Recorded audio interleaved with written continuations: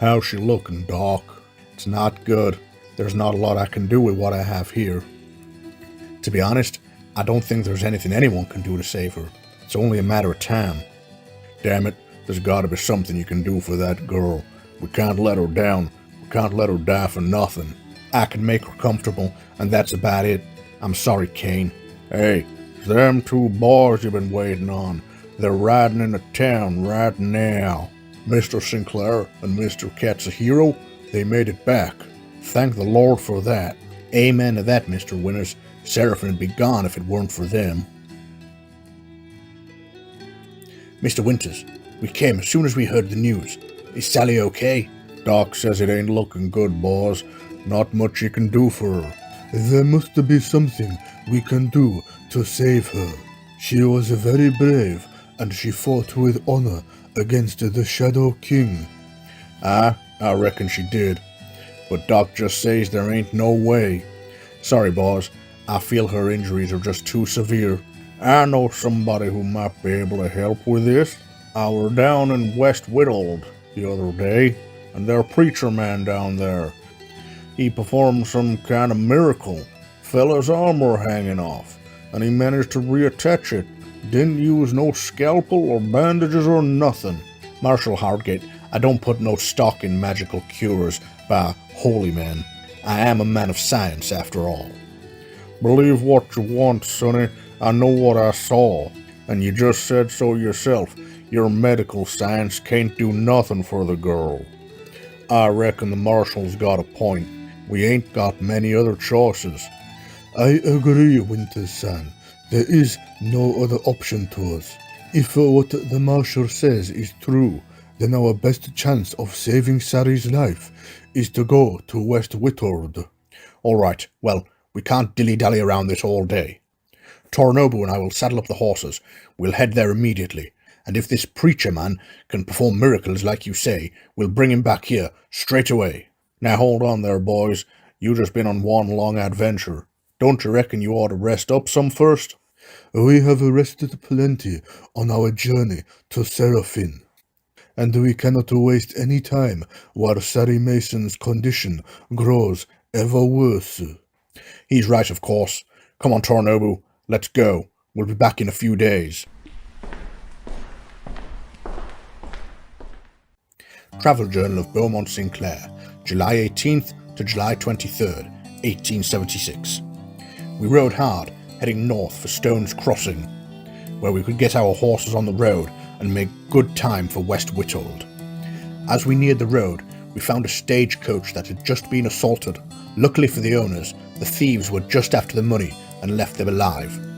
They asked us to pursue the thieves and bring them to justice. Unfortunately, we were in such a hurry, all we could do was apologise and leave. The poor folks looked crestfallen, but they didn't complain and thanked us for stopping to help them in the first place. After camping for the night, we got on the road and drove the horses as hard as we could, heading southwest and following the Piacotta River towards Hilltown. As we drew near to Hilltown, we found a hole at the base of some mountains leading underground and decided to quickly investigate. However, we found there was nothing special and cursed ourselves for wasting time and rode on. We ignored stopping at Hilltown and drove our horses even harder into the early evening, hoping to make it to West Whittled as soon as possible. When we finally arrived in town, we went looking for the preacher straight away in his church house. Excuse me, sir, my name is Beaumont Sinclair. A man named Marshal Hardgate told us that you are capable of performing healing miracles. Is there any truth to that rumour, or is it just the ramblings of a drunken old lawman? Well there, my son, I can indeed perform great healing miracles, but it's not as simple as all that. I use tools sent from God, you see. Tools sent from God? There's one of them heavenly portals out in the Badlands. It leads to the kingdom of heaven, it surely does, I tell you. Some fella's been there and came back with a whole heap of marvellous artefacts, capable of healing the large children and smiting his enemies. If you can make it through the canyons out in the Badlands and get through that heavenly gate, well, I'm sure you'll be able to find whatever it is you need. But be careful, boys. It's Black Fang territory out there. Well, thank you very much for the information. We'd love to stay and chat, but we have a life to save. We really must be going. Domo arigato. Come on, Torinobu. We'll rest at the hotel for the night, and we'll set off at the crack of dawn. Travel Journal of Beaumont Sinclair, July 23rd to July 25th, 1876. Torinobu and I made our way into the Badlands as fast as we could. It meant risking life and limb crossing the Piocota River on our horses. A bloody dangerous prospect, but it had to be done. The Badlands truly lived up to its name. We hadn't been in that territory long when we came across the most awful of sights.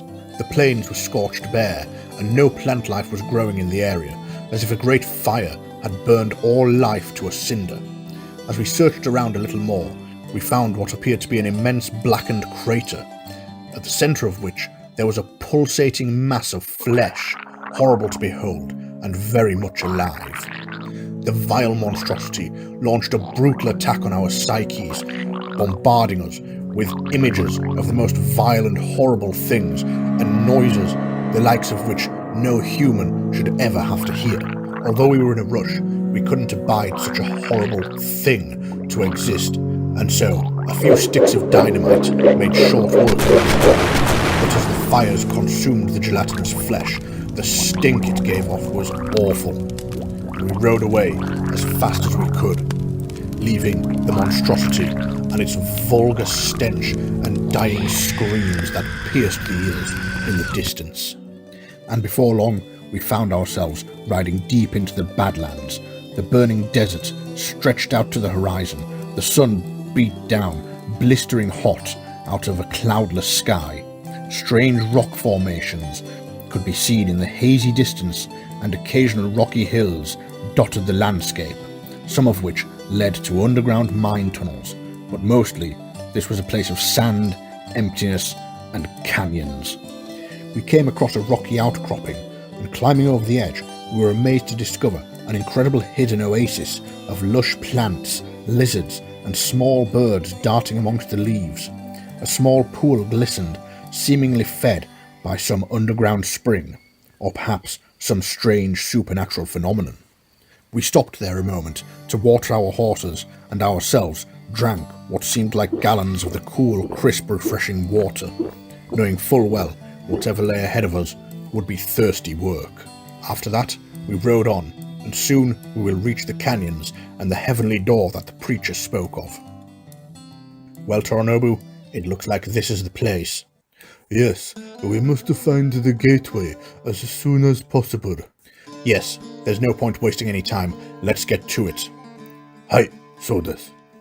Beaumont and Torinobu arrive in the Badland Canyons, flanked on either side by great steep jagged cliffs.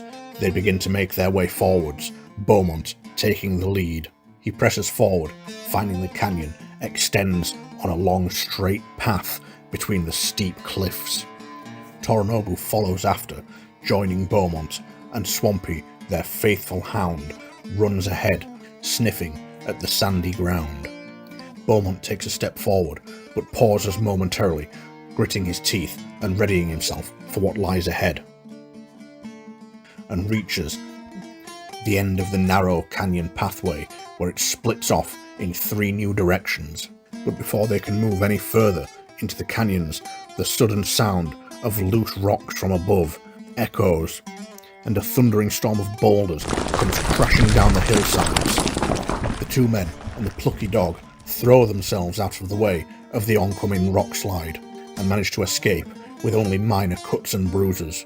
These canyons are very dangerous, Beaumont-san. You're telling me, old boy. Come on, let's keep moving.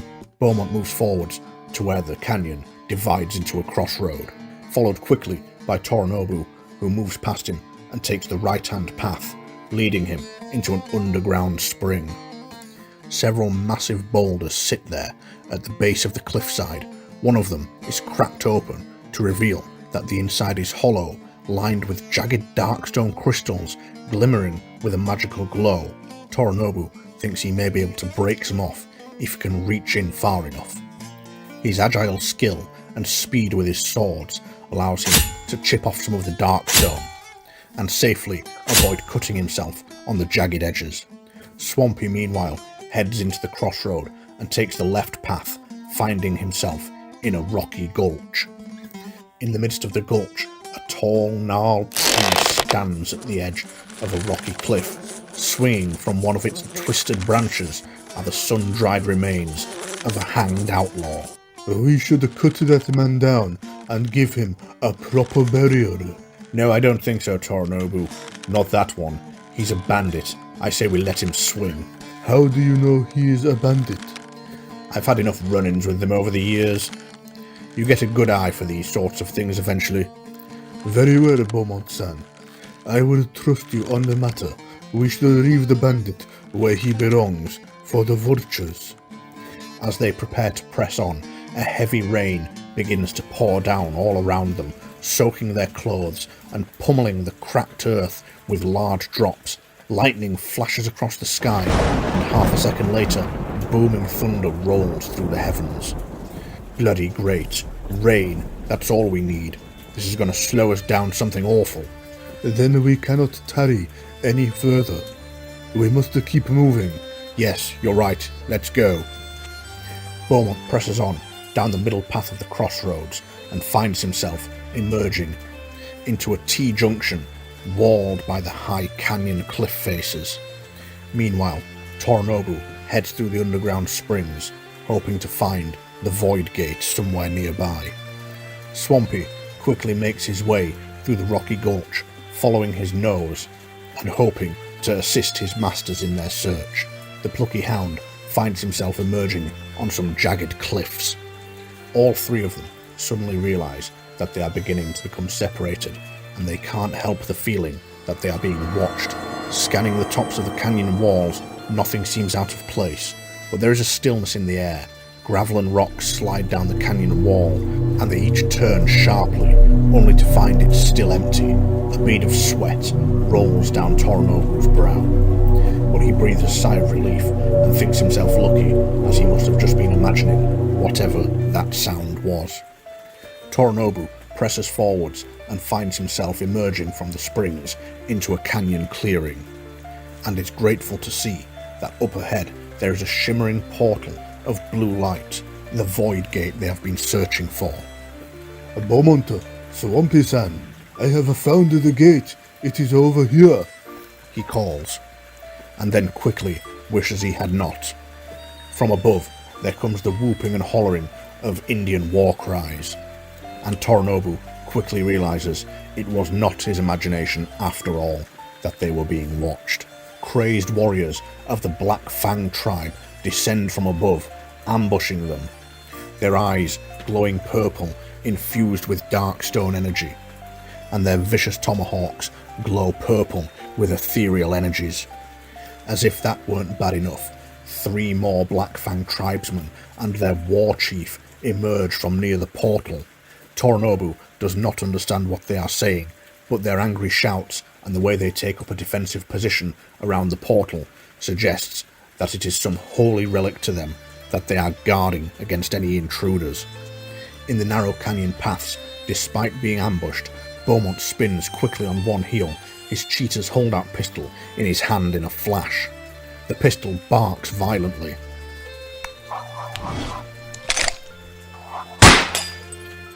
But despite the bloody wound it leaves in the Black Fang tribesman's chest, he barely seems to notice, and delivers a vicious counter-blow to Beaumont with his tomahawk that leaves his forearm gushing blood.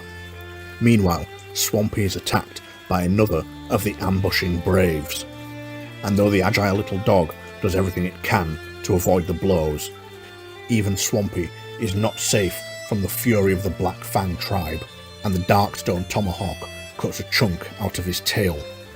Meanwhile, Torinobu, isolated and alone, sees the war chief and his party rushing towards him. 2 of them sprint straight past him, heading towards the sound of Beaumont's gunshot.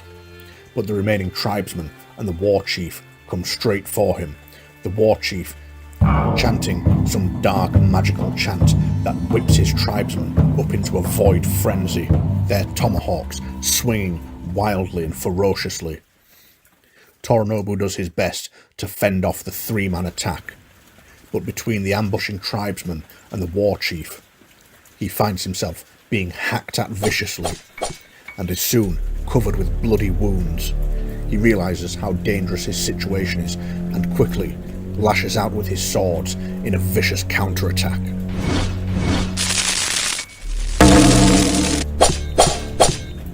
He grits his teeth and connects with 5 brutal cuts that eviscerate one of the tribesmen where he stands. The others are shocked by the unsuspected prowess of Torinobu's skill with a blade, and in their moment of confusion, he summons up all his righteous fury and executes the dancing dragon technique. With near inhuman speed, he leaps towards the war chief, slashing out with his sword, pirouetting round to hack at the ambushing Black Fang, then dashing past the other 2 tribesmen and raking his katana across their backs. The 4 men stumble back as blood spills out of their open wounds, each one shocked by such a display, but their shock quickly turns to anger, as all 4 turn their attention towards Torinobu, seeing him for the true threat that he is. Meanwhile, Beaumont draws his shotgun and aims it straight at the Black Fang tribesman in front of him. The crazed man doesn't even seem to comprehend what is happening when Beaumont pulls the trigger.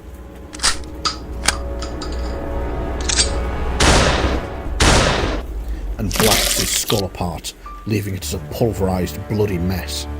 Swampy, meanwhile, desperately tries to escape from the Black Fang tribesman, swinging the tomahawk at him. But the poor dog's path is blocked, and with no other way back to his masters other than through the Black Fang tribesman, Swampy launches a vicious attack.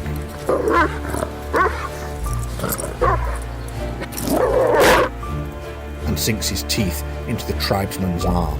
While the tribesman is distracted, Beaumont sneaks up behind him, hearing Swampy's barks and yowls for help. He draws his pistol and unloads on the unsuspecting tribesman.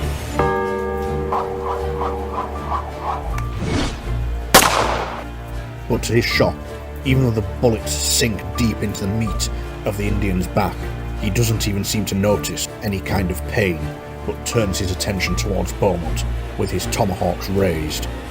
He charges forward, swinging at Beaumont, but thanks to the wounds in his arms from Swampy, Beaumont is able to sidestep his attack. Then, echoing through the canyon, they hear the war chief, a magical chant of celestial law emanating from his vocal cords. Though Torinobu is unfazed by the chant, Beaumont feels his eardrums begin to pulsate and leak blood from the foul noise. While Beaumont clutches his ears, the Black Fang moves in to finish him off, seeing his opportunity. However, he has turned his back on Swampy, and the dog seizes its own opportunity, leaping up onto the back of the Indian and clamping its jaws down on his throat. Man and dog crash to the earth, but it is dog that emerges victorious as Swampy tears out the Black Fang's throat and leaves him gurgling in a pool of blood on the floor. "You're a bloody good dog, Swampy." Meanwhile, in the underground spring, the 3 tribesmen and the war chief charge Torinobu, determined to hack the samurai to pieces. But Torinobu picks the terrain carefully and lures them into the waters of the springs, where their movements become sluggish and he can predict their attacks. Despite their overwhelming numbers, he manages to fend off many of their blows and only suffers a few superficial cuts. Then, he issues a blood-curdling battle cry, "Banzai!" and rotates in a full circle, his sword outstretched, slick with blood and rain water. It rakes a deep cut across each of the 4 men's bellies, and they stumble back, shocked and in pain. Hearing Torinobu's battle cry, Beaumont comes charging through the canyons to assist him, and whilst they are distracted attacking Torinobu, he opens fire with his revolver, emboldened by the samurai's battle cry. His bullets punch holes in 2 of the already injured tribesmen and send them crashing down into the waters of the spring, polluting its clear waters with their blood. The Black Fang war chief is beginning to look afraid now as he loses more of his men. In an act of desperation, he begins a magical war chant, summoning a dream storm that assails Beaumont, Torinobu, and even poor Swampy's minds with horrifying images and the ear-piercing sound of screaming battle cries from the Black Fang tribesmen. In the confusion, one of the tribesmen rushes forward towards Beaumont and swings at him with the tomahawk. He lands a heavy blow in Beaumont's chest that breaks ribs and sends a wash of hot blood spurting out of the wound. Beaumont stumbles back, feeling consciousness begin to leave him. Torinobu is also caught off guard by a flurry of attacks from the war chief that leave him bleeding profusely.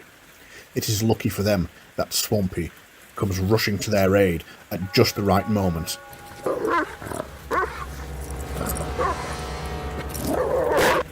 And bites into the calf of the Black Fang attacking Beaumont right before he can deliver the coup de grace.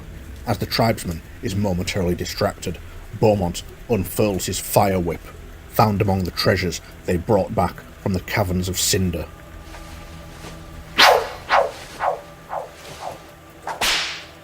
The whip lashes out, and the two hooks bury themselves in the flesh of the tribesman, and within moments his body bursts into flames and collapses onto the ground as a human bonfire.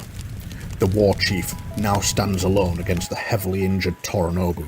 He swings at the samurai again and again, but Torinobu grits his teeth and ducks and weaves, dodging and sliding away from every single one of the bewildered war chief's attacks. Then, seeing an opening for a counterattack, he lashes out with his own swords.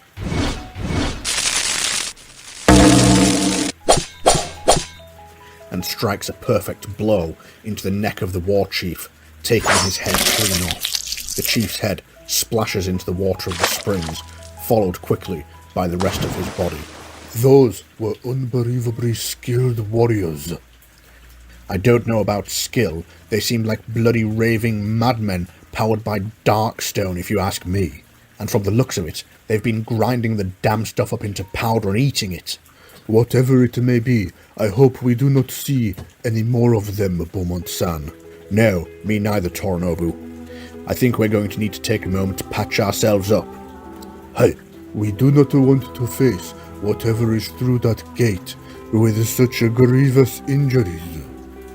Beaumont, through ragged breaths, manages to bandage up some of his wounds, and then feels the warm light of the healing stone attached to his tie begin to pulsate and glow, and within moments he feels the worst of his injuries knitting themselves back together, leaving not even a scar in their wake. Torinobu, meanwhile, uses his silk sash as a makeshift bandage to stem the flow of blood and patch up his wounded body. That is the best we can do for now. Come, Beaumont-san, we must hurry. Beaumont, still feeling weak from his injuries, stumbles forwards a step and grits his teeth. Go on, you go ahead. I'll catch up, he says. Hey, Torinobu replies, and moves towards the glowing, shimmering blue gate. Swampy runs to catch up to Torinobu, as Beaumont follows along, catching his breath, and grimacing at his aching wounds. He watches as up ahead, Torinobu passes through the ethereal blue light of the portal, followed soon after by Swampy. I'd best bloody catch up, hadn't I? He says to himself before gritting his teeth and powering forward, forcing himself to move faster than perhaps he should, and then passing through the doorway of shimmering blue energy. Here we go again.